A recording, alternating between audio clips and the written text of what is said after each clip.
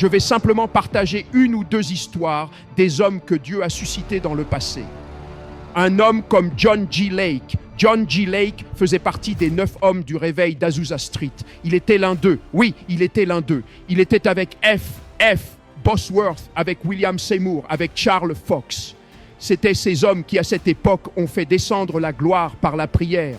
Et lorsque la gloire est partie, après 7 années, un soir, très tard dans la nuit, John G. Lake était dans sa chambre. Il n'arrivait pas à dormir.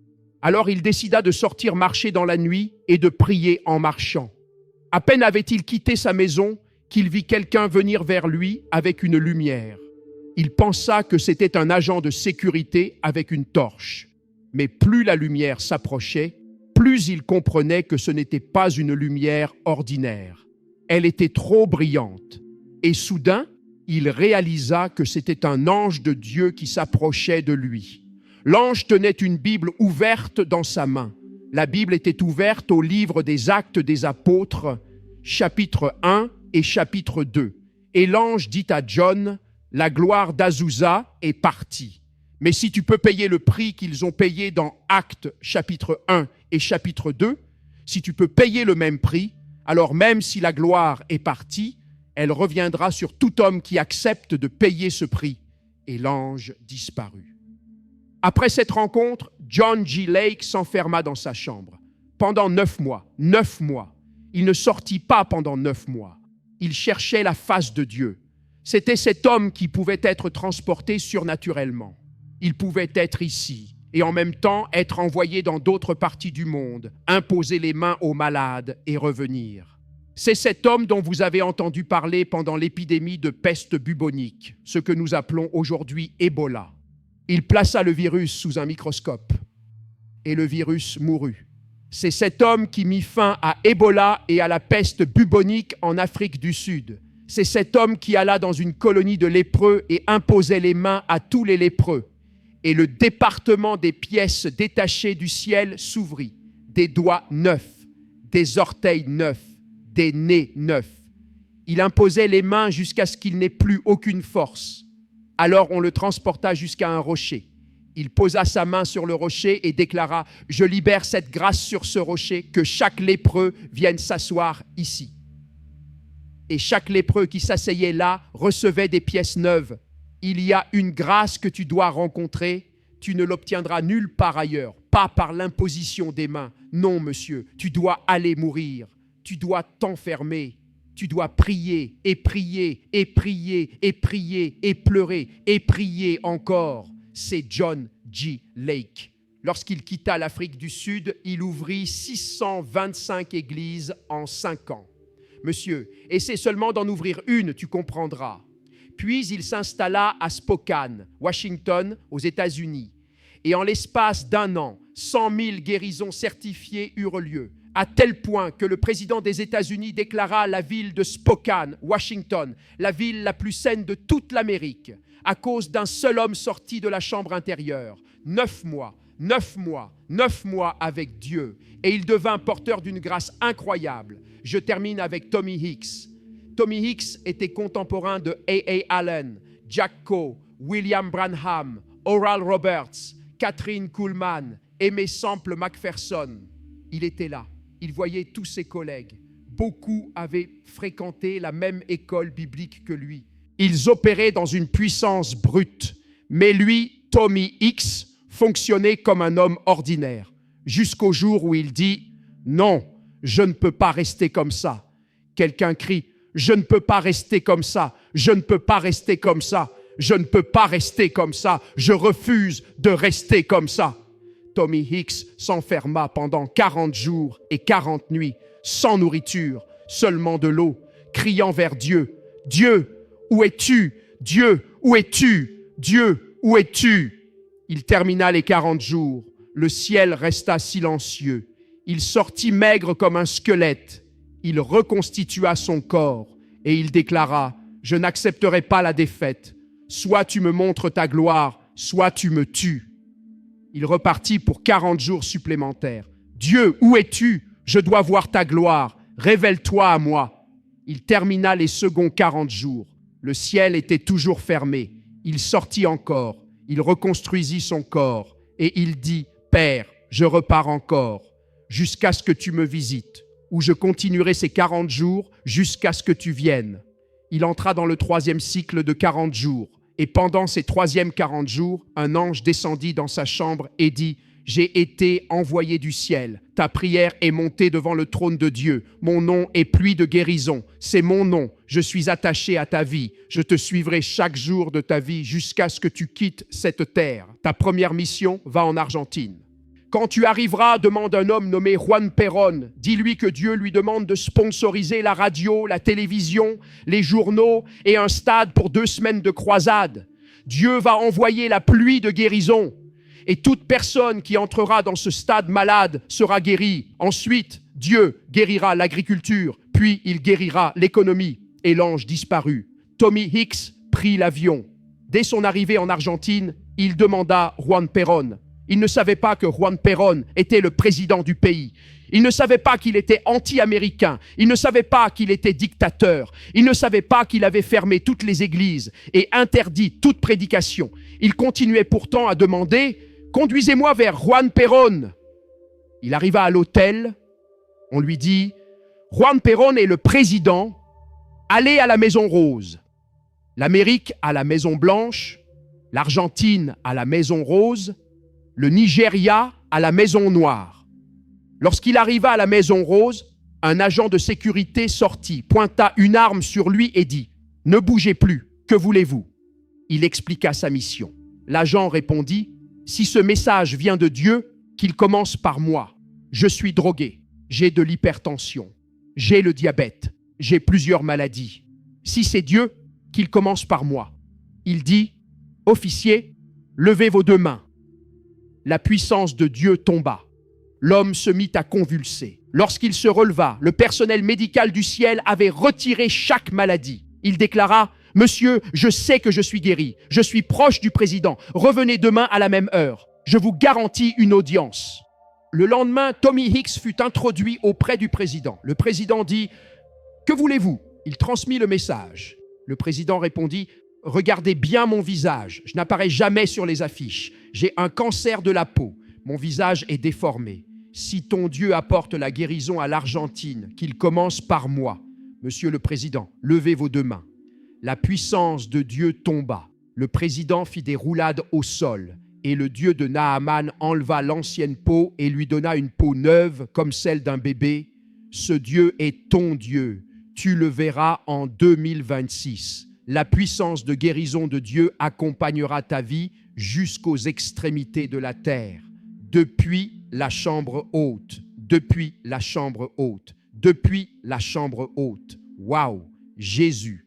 Lorsque Juan Perón se releva, il dit à Tommy Hicks, « Tout ce que tu as demandé est accordé. Je te donne le stade d'Atlanta, gratuitement. Il contient 25 000 places. Tu y seras chaque soir pendant 2 semaines. Moi et tout mon cabinet, nous serons présents chaque soir. » Lorsque le programme commença, au bout d'une seule semaine, le stade ne pouvait plus contenir la foule. La foule à l'extérieur était 4 fois plus nombreuse que celle à l'intérieur. Pourquoi ? Parce que la pluie de guérison du réveil était si forte, si dense, si lourde. On en arriva à annoncer ceci. Si vous ne pouvez pas entrer dans le stade et que vous êtes malade, touchez simplement les murs du stade et vous recevrez votre guérison. La puissance de Dieu était si intense que le gouvernement dut ordonner des camions pour ramasser les fauteuils roulants, les béquilles, les cannes et tous les objets laissés par les guéris. La puissance de Dieu était si lourde qu'il devenait difficile pour Tommy Hicks de rester à l'hôtel. Dès que les gens localisaient son hôtel, toute l'Argentine s'y rendait. Plus de 4000 personnes dormaient à l'extérieur de l'hôtel, simplement à cause d'un homme qui portait la puissance. Avant que Tommy Hicks ne puisse quitter sa chambre pour se rendre au stade, il dut imaginer un stratagème. Il mit une jupe, un chemisier, des seins artificiels, une perruque, un sac à main et des talons hauts. Et il commença à marcher ainsi, parce que mon frère, Quand la puissance arrive, tu ne peux plus jamais vivre une vie ordinaire. Quand la puissance arrive, même chez toi, ils enfonceront tes portes. Quand la puissance arrive, ta vie n'est plus une vie ordinaire. Le président de l'Argentine appela Tommy Hicks à la fin des 2 semaines alors qu'il devait rentrer aux États-Unis. Il lui dit « Monsieur, nous ne vous laisserons pas partir. J'ai fermé toutes les frontières et tous les aéroports. Vous ne pouvez pas quitter le pays. Vous devez rester en Argentine pendant 3 mois supplémentaires. Et je vous emmène dans un stade plus grand, le stade Hurricane, qui peut contenir 110 000 personnes. Nous voulons que ce mouvement de Dieu continue chaque nuit, sans interruption, pendant 3 mois. Monsieur, c'est ainsi que le plus grand réveil de l'histoire de l'Argentine eut lieu. 3 millions d'âmes furent balayées dans le royaume. Le président naquit de nouveau, le vice-président naquit de nouveau, le secrétaire d'État naquit de nouveau, le contrôleur général naquit de nouveau, tout le cabinet naquit de nouveau. Monsieur, tout le ciel t'attend, mais toi, tu es occupé partout ailleurs. Le jour où tu t'arrêtes et où tu t'enfermes, c'est ce jour-là que les rouleaux et les livres de ta destinée seront ouverts.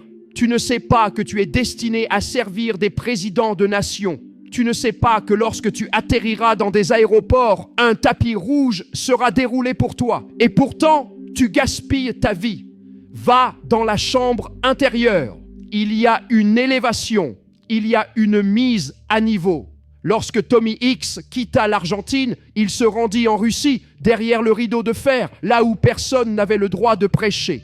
Il alla directement voir le président de Russie et lui dit « Monsieur, Dieu m'a envoyé vers vous pour que vous me donniez l'autorisation de prêcher en Russie. » Le président répondit « Non, c'est contraire à la loi, nous ne l'autorisons pas. » Il dit « Si, vous allez l'autoriser, vous avez le pouvoir de changer la loi. » Le président dit « Oui, j'ai ce pouvoir, mais je ne changerai pas la loi. » Tommy Hicks répondit « Monsieur, vous allez changer la loi parce que votre femme souffre de leucémie, un cancer du sang. J'ai le pouvoir de la guérir et j'ai aussi le pouvoir de la laisser mourir. Voici donc l'accord. Je guéris votre femme et vous signez un document me donnant le droit de prêcher dans toute la Russie pendant 3 mois. » Le président dit « Vous voulez dire que votre Dieu guérira ma femme ?» Il répondit « Oui, monsieur. » Le président dit « D'accord, mais guérissez ma femme d'abord. » Tommy Hicks répondit « Monsieur le président, signez d'abord. » « Non, guérissez d'abord. » Il répondit « Signez, monsieur. Votre femme est déjà guérie. Amen. Faites les analyses de sang, les résultats le confirmeront. » Et c'est ainsi que la porte fut ouverte et qu'il prêcha dans toute la Russie.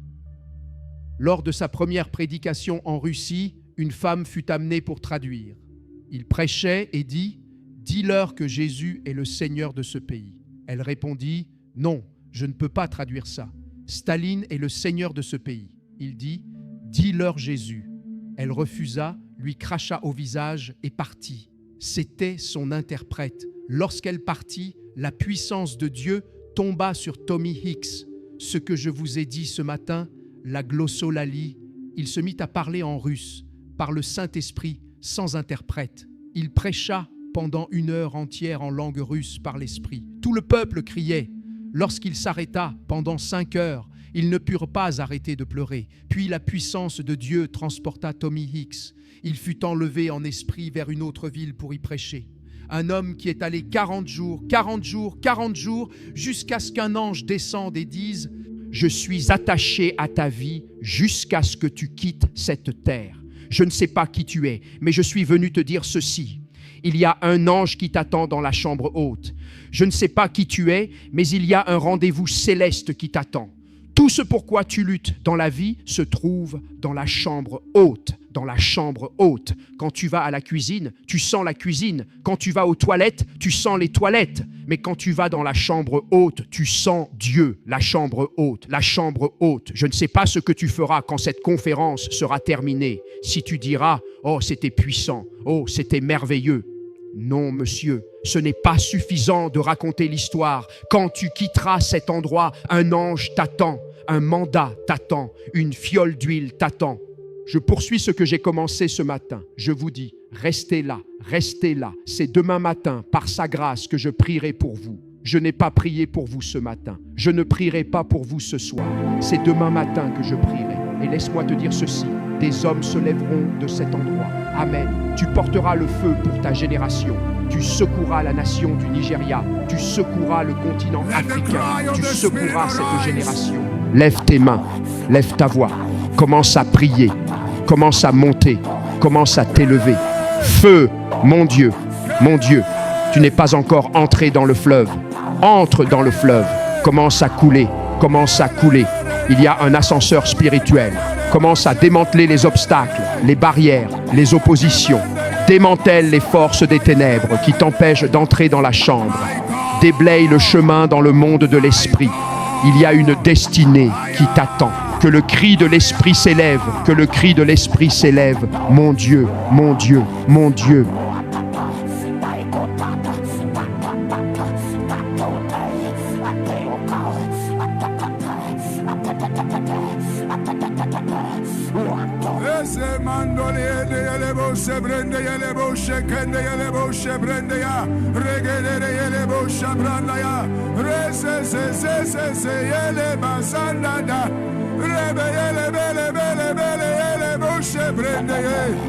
Ramai